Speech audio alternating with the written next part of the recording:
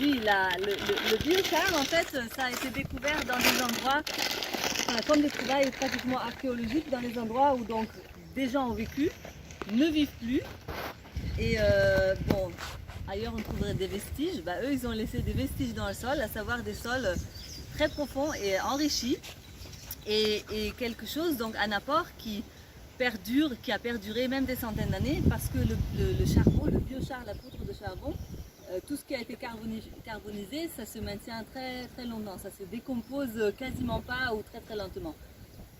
Et donc c'est un apport qui permet donc de restaurer la capacité du sol à maintenir l'eau, à maintenir les éléments nutritifs, et ça dans le temps. Donc c'est pas tant un apport en éléments chimiques en soi, enfin en éléments nutritifs en soi, mais ça crée une structure, ça permet au sol de retenir l'eau, de retenir les éléments nutritifs, d'abriter aussi les micro-organismes. Et du coup vraiment ça peut développer un humus, un sol riche, profond, et dont l'impact va rester sur très très très longtemps. Et donc pour carboniser quelque chose, l'idée c'est quand même pas d'aller couper les forêts pour faire du charbon pour le mettre dans le sol. Tu peux le redire?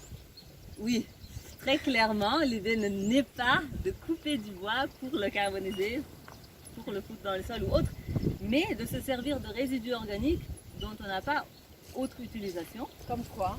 Moi par exemple, les branches des épineuses, les sidèmes là, ils poussent tous les années, il faut que je taille toutes les branches en bas.